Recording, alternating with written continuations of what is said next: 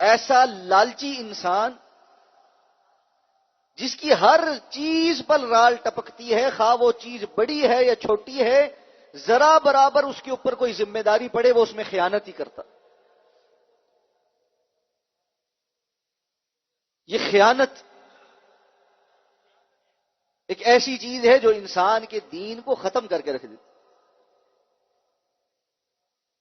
آپ صلی اللہ علیہ وسلم نے فرمایا تھا لا ایمان لمن لا امانت له، جس کے اندر امانت داری نہیں ہے اس میں کوئی ایمان نہیں.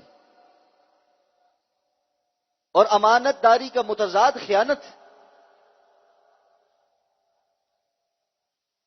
اور اس بارے میں ہم متعدد بار گفتگو کر چکے ہیں کہ خیانت کا مقصد صرف یہ نہیں ہے کہ کسی نے آپ کے پاس کوئی امانت رکھوائی اور آپ نے اس میں کوئی ڈنڈی مار، بلکہ ہر ذمہ داری وہ امانت ہے اور ذمہ داریوں کو ادا نہ کرنا یہ خیانت. اور اسی لیے آپ نے فرمایا تھا اذا وسد الامر الى غیر اہل فانتظر الساعہ، جب امانت ضائع کر دی جائے تو قیامت کا انتظار کرنا. آپ سے پوچھا گیا امانت کا ضائع کرنا کیا ہے؟ آپ نے فرمایا نااہل لوگوں کے ذمے مناصب اور عہدے لگا دیے جائیں جو ان کو پھر ضائع کرتے رہے. اہلیت ہے نہیں، کرسی سمیٹنے کی، کرسی پہ بیٹھنے کا بڑا شوق، کام کرنے کی صلاحیت نہیں، لیکن نام کے ساتھ عہدہ لکھوانے کی بڑی چاہت. پتہ ہے میں یہ کام نہیں کر سکتا، نقصان کروں گا لوگوں کا، پھر بھی وہ کام کرنے کے لیے چل پڑے. یہ ذمہ داریاں سنبھالنا مشکل کام. اس لیے آپ صلی اللہ علیہ وسلم نے فرمایا ایسا شخص جو ہر بات میں خیانت برتے، اور آپ نے فرمایا ان دق کا خانہ، ذرا برابر بھی اگر کچھ اس کو میسر ہے اس میں بھی خیانت کرتا.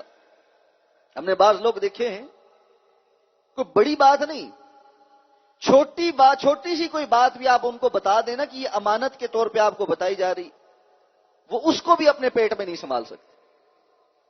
کوئی بڑی بات پتہ لگنا تو کجا دور کی بات. کوئی یہ کہہ دے کہ بس یہ میں نے صرف آپ کو بات بتلائی ہے، بات بھی عمومی سی ہو، بس اس کو بدہضمی ہونے لگتی ہے کہ سب سے پہلے جا کر کسی اور کو بتاؤں کہ یہ بات میں اندر رہ نہیں سکتی میرے. آپ صلی اللہ علیہ وسلم نے فرمایا کہ یہ جو مجالس ہیں اور مشورے ہیں یہ بھی امانت.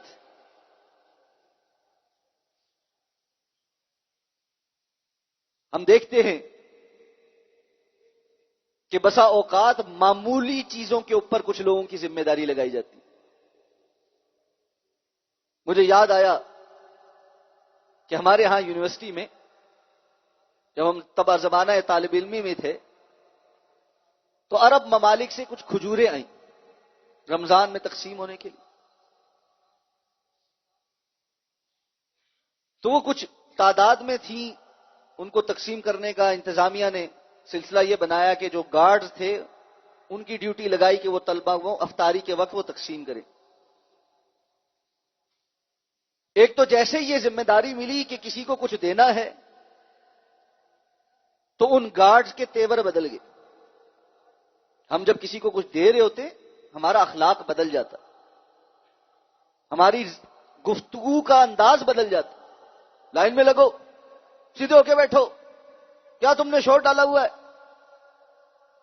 ایسے مزاج کے ساتھ کسی کو چیز دینا جس سے اس کی اہانت ہوتی ہو، حالانکہ وہ چیز وہ خود بھی نہیں دے رہا، کہیں سے آئی ہے، اس کی ذمہ داری لگی ہے کہ صرف اس نے آگے پہنچانی. اور پھر اتنی معمولی سی چیز جو ان کے لیے بھی آئی ہوئی ہے اس میں سے بھی وہ اس چکر میں تھے کہ کتنی سمیٹ کے لے جائیں. اور ایسی مثالیں ہمارے سامنے بے شمار. آپ کسی شخص کو چاول تقسیم کرنے پہ لگا دیں، اس کی کوشش ہوتی ہے بوٹیاں سائڈ پہ کر کے رکھ لیں. یعنی ہم اس حد تک امانت میں خیانت کے مرتکب ہیں کہ مجھے پتا ہے میں اس حد سے زیادہ نہیں کھا سکتا، اس کے باوجود سائڈ پر کر کے رکھوں گا، چلو فلاں کو دے دوں گا، ایسے کر دوں گا، ویسے کر دوں گا، اچھی چیز پہلے اپنے پاس رکھ لوں پھر کسی کو پہنچاؤں گا. کہ چھوٹی چھوٹی چیزیں ہمارے سامنے ظاہر کرتی ہیں کہ ہم کس قسم کے انسان. ہم تو شادی بیاہ کی تقریب میں کرسی بھی اس میز کے قریب ڈھونڈتے ہیں جہاں پر کھانا لگا ہوتا ہے کہ سب سے پہلے اٹھ کر میں نے ڈالنا ہے کہ بعد میں پتہ نہیں میسر آئے یا نہ آئے. ہماری زندگی کا آخری کھانا کبھی دوبارہ اللہ نے اس سے پہلے بھی نہیں دیا، بعد میں بھی نہیں دینا. چھوٹی چھوٹی چیزوں میں جو بندہ خیانت کا مرتکب ہے اس کو سمجھ لینا چاہیے اگر خدا نہ خواستہ اس کو کہیں بڑی ذمہ داری مل گئی یہ پچھلوں کے کان کترے گا. یہ ویسے ہی ہم نے ڈنڈورا مچایا فلاں چور ہے فلاں چور ہے، ہم اپنے گریبان میں جھانکے تو سوائے غلاظت کے شاید کچھ اور نہ نظر آئے. اللہ ہم سب کے پردے قائم رکھے.